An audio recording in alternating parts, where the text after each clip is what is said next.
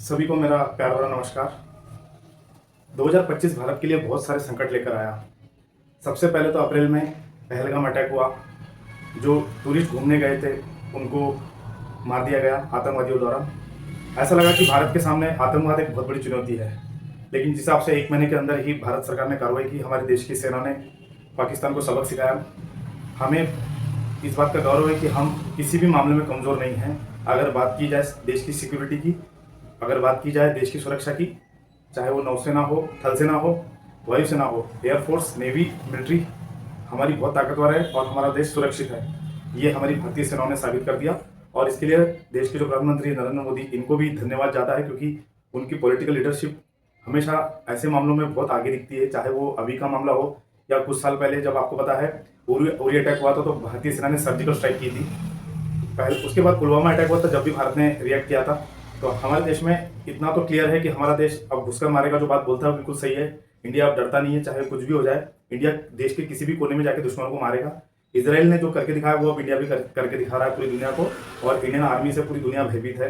अगर कुछ होगा तो भारतीय सेना का नाम नंबर 1 पर लिया जाए। पहलगाम अटैक के बाद भारत ने तो बदला ले लिया, ऑपरेशन सिंदूर किया, लेकिन उसी समय एक नया वाद विवाद पूरी दुनिया को दिखा, और वो सिरदर्द हमने देखे डोनाल्ड ट्रंप के रूप में। अमेरिका के जो राष्ट्रपति है, उन्होंने एक बात बोली कि भारत और पाकिस्तान का जो सीज फायर है वो हमने कराया है।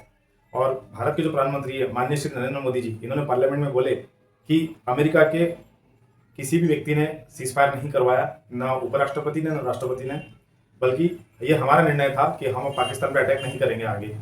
तो इस बात से बहुत ज़्यादा नाराज हुए अमेरिका के राष्ट्रपति डोनाल्ड ट्रंप, और वहीं से एक नई मुसीबत खड़ी हुई देश के लिए। और पूरी दुनिया में ऐसा हो रहा है, डोनाल्ड ट्रंप जो कर रहे हैं, इसको बोलते हैं ट्रेड वार या इकोनॉमिक वार, जो कि एक बहुत बड़ा संकट है हमारे देश के सामने।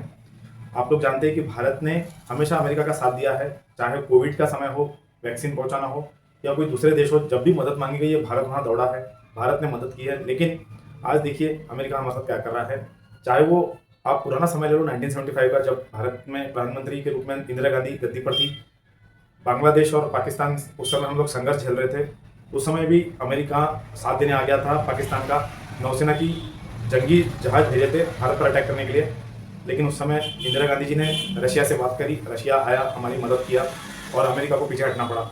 अमेरिका भरोसे के लायक नहीं है। आज भी जो लोग अमेरिका पे डिपेंड है, उनके लिए कभी भी संकट पैदा हो सकता है। अभी पिछले कुछ 1 महीने में उन्होंने बहुत ज़्यादा हमें परेशान किया है।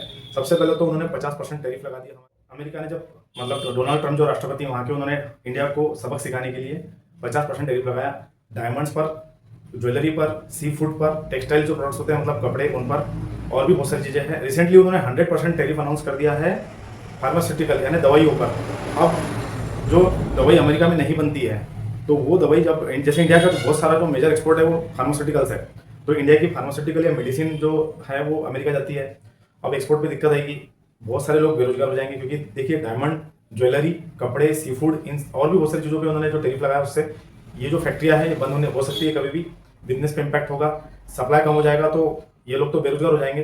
तो इसीलिए भारत सरकार ने, और खास तौर पे हमारे देश के जो प्रधानमंत्री है नरेंद्र मोदी जी, इन्होंने बोला है कि आत्मनिर्भर भारत बनाना है। आत्मनिर्भर मतलब हमको किसी भी देश पर डिपेंड नहीं रहना है, इंपोर्ट के लिए भी, एक्सपोर्ट के लिए भी। अगर हम कोई चीज़ बनाते हैं तो उसको देश में ही हम कंज्यूम कर सके। 140 करोड़ लोग हमारे देश में हैं। अगर कोई चीज़ हम बनाते हैं और देश में 100 करोड़ लोगों को, एक आंकड़ा मैं आपको एग्जांपल दूं, 10 लोगों को, 10 लाख लोगों को भी आप बेचते हैं, तब भी आप बहुत अमीर बन जाओगे, बिजनेस में आगे ग्रो कर जाओगे।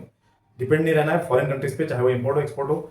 इसके लिए आत्मनिर्भर भारत, इंडिपेंडेंट इंडिया, और ये सब बातें स्वदेशी वाली आज की नहीं है, ये पुराने समय से चलते आ रहा है। चाहे लाल बहादुर शास्त्री जी का समय हो, गांधी जी ने सबसे पहले नारा दिए थे स्वदेशी अपनाओ अंग्रेजों के खिलाफ। तो भाई नरेंद्र मोदी जी अगर बोल रहे हैं तो हमको मान लेना चाहिए। देश में स्टार्टअप का कल्चर बनना चाहिए, देश में गुड्स बनना चाहिए, ज़्यादा से ज़्यादा सर्विसेज भी हम बहुत प्रोवाइड करते हैं फॉरेन कंट्रीज को। जैसे अभी जोहो देखिए, जोहो का नाम बहुत ऊपर आया है आईटी कंपनी में। जो साउथ की कंपनी है, उनके जो एंटरप्रेन्योर, उन्होंने गांव में कंपनी खोली और आज वो पूरी दुनिया में सर्विस दे रहे हैं, यहाँ तक कि माइक्रोसॉफ्ट और गूगल, एप्पल जैसी बड़ी कंपनियों को टक्कर दे रहे हैं। तो इंडिया कैसे आगे नहीं आ सकता? बस हिम्मत की जरूरत है। और हम लोग ये बहुत बड़े संकट से, जो कि इकोनॉमिक एक प्रॉब्लम आ गई देश के सामने, एक पॉलिटिकल प्रॉब्लम भी बोल सकते हैं, क्योंकि भारत आगे बढ़ रहा है। नरेंद्र मोदी जी एक अच्छे लीडर के रूप में पूरी दुनिया में साबित हुए। इस बात से भी वेस्टर्न वर्ल्ड को थोड़ी सी जलन है, चाहे वो यूरोप हो या फिर अमेरिका हो खासतौर पर। और रशिया को देख लो आप लोग, महाशक्ति बन के उभरा है। आज व्लादिमीर पुतिन जो वहाँ के राष्ट्रपति है, पूरी दुनिया, आधी दुनिया उनसे भयभीत है। अमेरिका भी उनसे डरता है। तो भारत अगली महाशक्ति ना बन जाए, इसके लिए पूरी कोशिश कर रहा है अमेरिका। और सबसे पहले किसी दुश्मन को हराना है तो उसकी इकोनॉमिक कंडीशन खराब करो, जैसे बांग्लादेश में हुआ, जैसे नेपाल में हुआ, श्रीलंका में हुआ, पाकिस्तान में हुआ।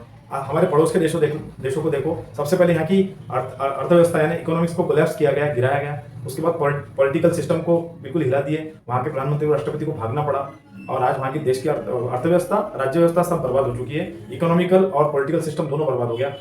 ये संकट भारत के ऊपर ना आए, इसके लिए हम एकजुट रहे, यूनाइटेड रहे, और हम लोग इस संकट से निकल जाए। 2025 एक बहुत बड़ा संकट आया हमारे लिए इकोनॉमिक के पॉइंट ऑफ व्यू से, खासतौर पे अमेरिका। जैसे हम लोग, हमारा जो मेजर पोर्शन है एक्सपोर्ट का अमेरिका जाता है, और चाइना को हम कुछ दे नहीं पा रहे हैं, क्योंकि चाइना सब चीज़ें बना लेता है। तो चाइना को हम क्या एक्सपोर्ट करेंगे? तो हमको नए मार्केट अब तलाशने हैं, या फिर देश में हमको बेचना है। तब जाके हमारे देश के व्यापारी भी सुरक्षित रहेंगे, इंडस्ट्री सुरक्षित रहेंगी, देश का इकोनॉमिक सिस्टम कोलैप्स नहीं होगा, और जो हम लोग आर्थिक प्रगति पे चल रहे हैं, आज दुनिया की तीसरी सबसे बड़ी अर्थव्यवस्था भारत बनेगा। इसमें संकट आने ही वाले हैं, नंबर 1 बन जाएंगे अगले 10-20 सालों में। इसलिए दुनिया में लोग हमारे लिए संकट पैदा करेंगे, हमारे लिए प्रॉब्लम्स आएगी ही। तो हम लोग एकजुट रहे, हमारे देश की सरकार के साथ बात सुने उनकी, और कुछ प्लानिंग के साथ, जो भी जैसे चाइना ने प्लानिंग की अमेरिका से, वो डरा नहीं, आगे बढ़ा, वैसे हमको भी करना है। Thank you.